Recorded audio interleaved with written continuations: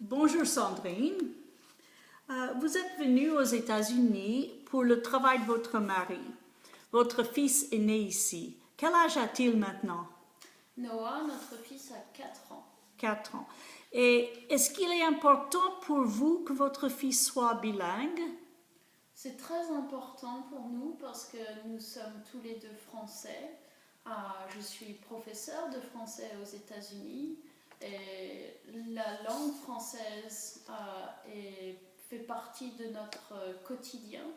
Et c'est pour nous une chose importante de pouvoir enseigner le français à notre fils pour qu'il puisse communiquer avec nos familles qui habitent aussi en France. Oui. Et est-ce que vous parlez toujours français à la maison? On parle toujours français à la maison. Mon mari et moi, nous parlons français tous les deux. Et nous parlons aussi français à Noah. Et est-ce que Noah est plus fort en anglais ou en français? Et pourquoi? Noah est plus fort en anglais. Il comprend toutes les choses qu'on lui dit en français, mais il va répondre en anglais. Et pourquoi pensez-vous qu'il répond en anglais? Je crois qu'il répond en anglais parce que ici on vit aux États-Unis et donc son environnement est anglophone et il est né ici, donc pour lui c'est sa langue native, sa langue naturelle.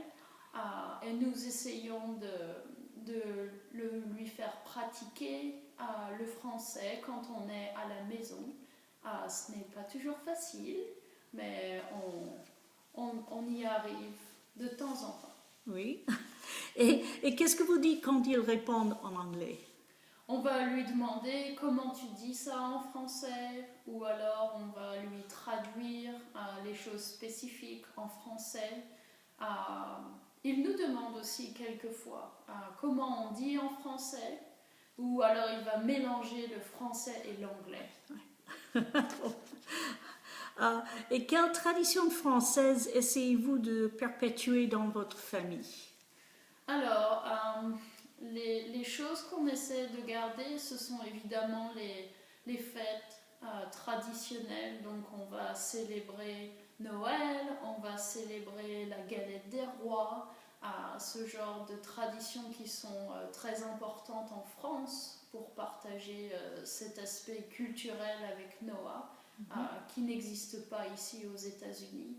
Et aussi au quotidien, on va lui apprendre à rester à table pour manger, des choses qui sont des valeurs françaises que nous essayons de lui transmettre parce qu'elles sont importantes dans la culture française. Oui. Et on dit que les manières d'élever les enfants sont différentes aux États-Unis et en France. Est-ce que vous voyez une différence dans ce sens, comment les parents américains enlèvent leurs enfants? Est-ce que c'est différent? Je pense qu'avec les années et les différentes générations, les deux modèles peut-être se rejoignent un peu, mais la manière dont j'ai été élevée, c'était on mange pendant les repas et on fait les devoirs et on va à l'école. Et les valeurs, je crois, entre les États-Unis et la France peuvent être différentes.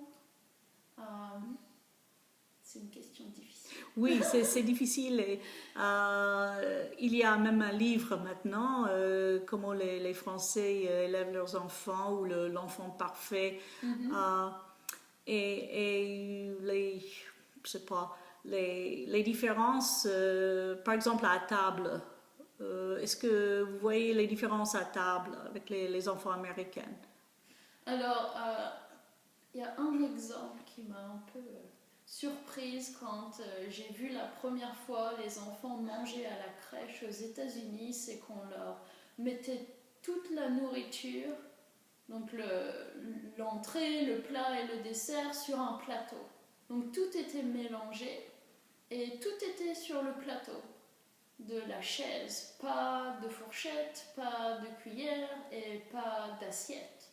Et ça, pour moi, culturellement, c'était un choc parce que pourquoi on ne leur donne pas une assiette et une fourchette et une cuillère et après on réfléchit et on se dit finalement c'est une raison pratique.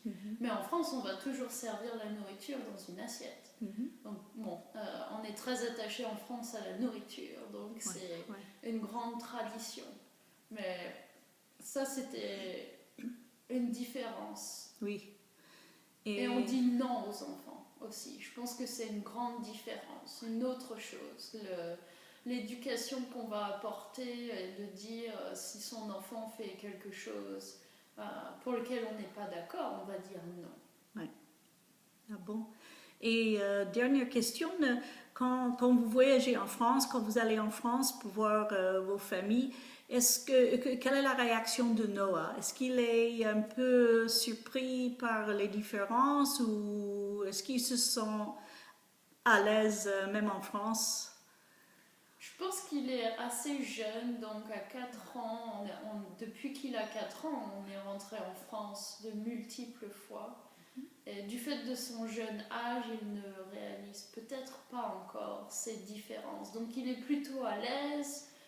C'est un enfant qui est assez sociable, donc ça facilite les choses.